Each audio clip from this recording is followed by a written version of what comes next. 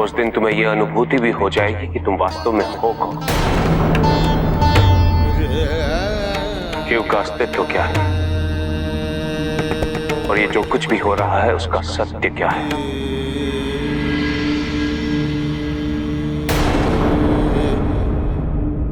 आप अपनी भूल को भगवान होने के आवरण में ढकने का प्रयास कर रहे हैं, किंतु मैं ये कतई मानने को तैयार नहीं कि भगवान से कभी कोई त्रुटि हो ही नहीं सकती। आज आपने सबके सामने पिताजी के चरण स्पर्श ना करके ये सिद्ध कर दिया है।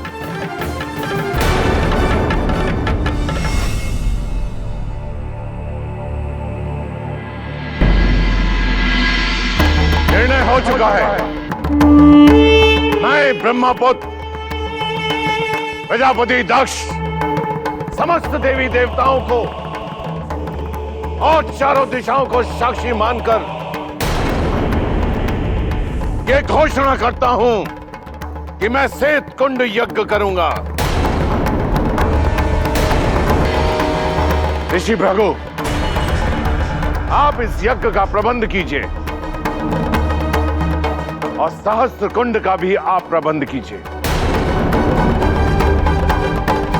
और इस यज्ञ में शिव और सती के अलावा तीनों लोक में निमंत्रण भेजिए।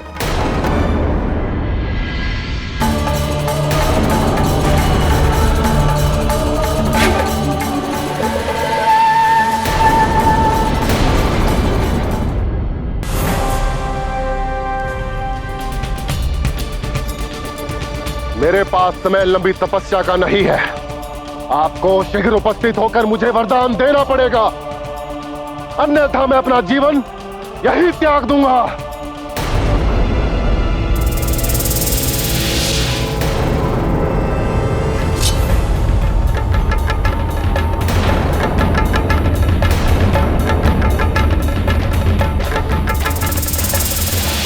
जब तक आप प्रकट नहीं होते मैं बेलपत्र और जल के स्थान पर अपना शरीर और रक्त आपको अर्पण करता रहूंगा।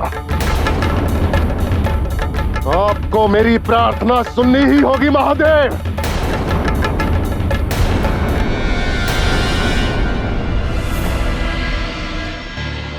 क्षमा करें माते, मैं महादेव के इस व्यवहार का पूर्ण विवेचन आपके समक्ष रखना चाहूंगा। अनुमति दीजिए।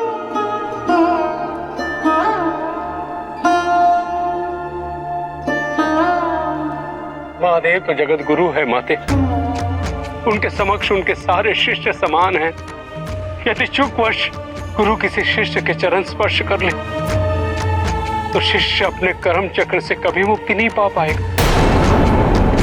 महादेव ने तो प्रजापति को इस महापाप से बचाया है माते। महादेव और आदिशक्ति इस सृष्टि के सृजन के स्रोत है। वे अपनी कृति अपने संतानों को आशीर्वाद तो दे ही सकते हैं ना माता। माता, आपने आवेश में आकर मेरे महादेव को पीड़ा पहुंचाई है।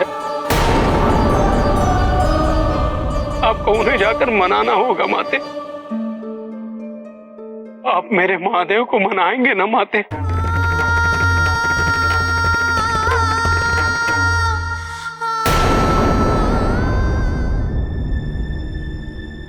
यह अनुचित है स्वामी, यह अनुचित है। प्रतिशोध की अग्नि में आप कहीं अपनी पुत्री को जलाकर भस्म न कर दें। मुझे आश्चर्य हो रहा है आपके मुख से यह आरोप सुनकर। प्रजापति दक्ष की पत्नी होते हुए ये लांछन आप मुझ पर लगा रही हैं कि मेरा यह निर्णय अनुचित है। मेरे दृष्टिकोण से मेरे निर्णय को देखने का प्रयास कीजिए मनुपुत्री। मैं शिव को अपना जमाता मान चुका हूं, परंतु शिव ने मुझे अपने ससुर के अधिकारों से वंचित रखा। किंतु स्वामी, शिव तो भगवान हैं। उन्हें भगवान की पदवी प्राप्त है।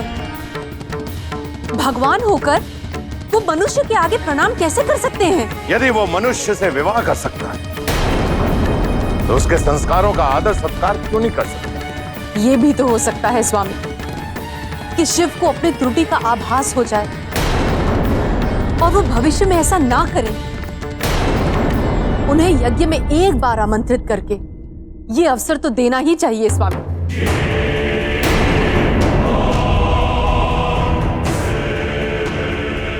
मैं निर्णय ले चुका हूं। अब आप सोचिए कि आपको किसका समर्थन करना है। परंतु ज्ञात रहे, आपका यह निर्णय मेरे और आपके संबंध के लिए भी निर्णायक सिद्ध होगा।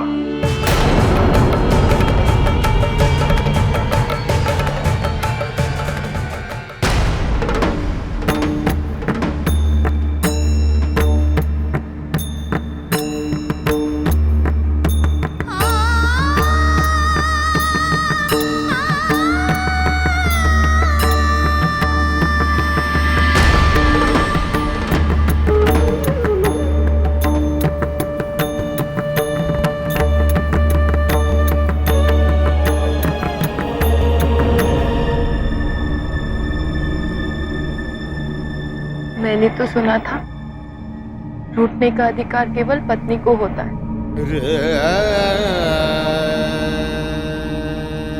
मैं तुमसे दुष्ट नहीं हूं सर। अभी तो मुझे खेद है कि मेरे कारण तुम्हारी भावनाओं को ठेस पहुंची। नहीं नहीं, मुझे तो अब आभास हुआ है कि मेरी अनभिज्ञता ही मेरे सभी दुखों का कारण है। मुझे क्षमा कर दीजिए। कितनी अवधारणाएं थी आपके लिए मेरे मन में। मेरी ये अज्ञानता कब दूर होगी? कब?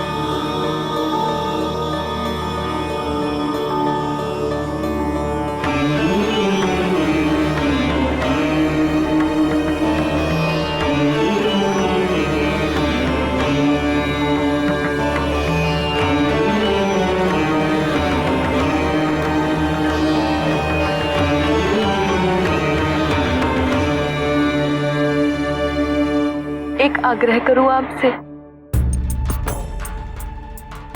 क्या आज आप अपना सारा समय मेरे साथ बिताएंगे?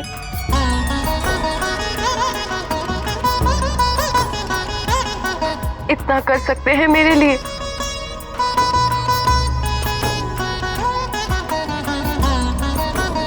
ओम नमः शिवाय। ओम नमो शिवाय। ओम नमो शिवाय। ओम नमो शिवाय। क्षमा करना सर, मुझे अत्यंत आवश्यक कार्य से इसी क्षण जाना होगा। मैं शीघ्र ही लौटूंगा।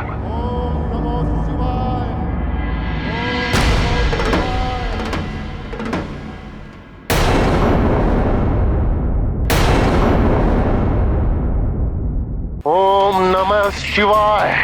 ओम नमो शिवाय। ओम नमः शिवाय। ओम नमः शिवाय।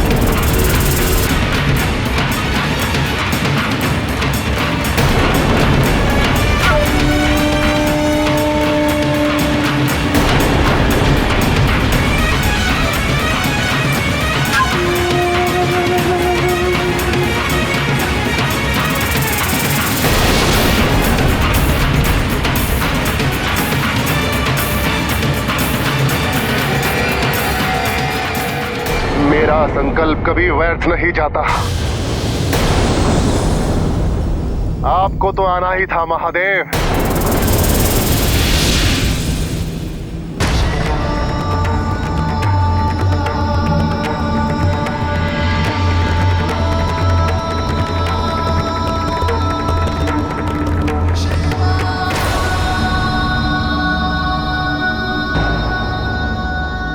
मैं तुम्हारी भक्ति से प्रसन्न हुआ विद्युन्माली। कहो, क्या चाहते हो? वरदान की अपेक्षा है महादेव। अवश्य। अमृतत्व और अपने पिता तारकासुर की मुक्ति के सिवाय जो भी चाहे मांग सकते हो। मुझे आपकी आज्ञा स्वीकार है महादेव, किंतु आपको वचनबद्ध होना पड़ेगा कि मैं इन 2 वरदानों को छोड़कर जो भी मांगूंगा वो आप मुझे अवश्य प्रदान करेंगे। मैं कटिबद्ध हूं विद्युन्मन, मांगो क्या मांगते। ठीक है, आपको मेरा अंगरक्षक बनना पड़ेगा। यम भी मेरी आज्ञा के बिना मेरे समीप ना सके।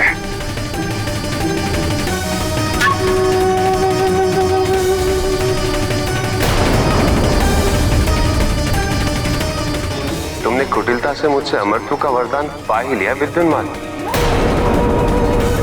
किंतु स्मरण रहे भविष्य में तुम्हें इस वरदान से पछताना न पड़े। मैं तुम्हें अंतिम अवसर देता हूं, कुछ और मांगो। मैंने आपको प्रसन्न इसलिए नहीं किया महादेव कि आप वरदानों के लिए परिक्रमण कर सके,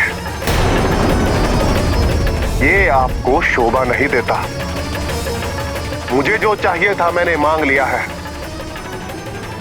अब आप अपना वचन पूरा करने की कृपा करें। तथास्तु, मैं सदैव तुम्हारा अंगरक्षक बनकर तुम्हारे साथ रहूंगा।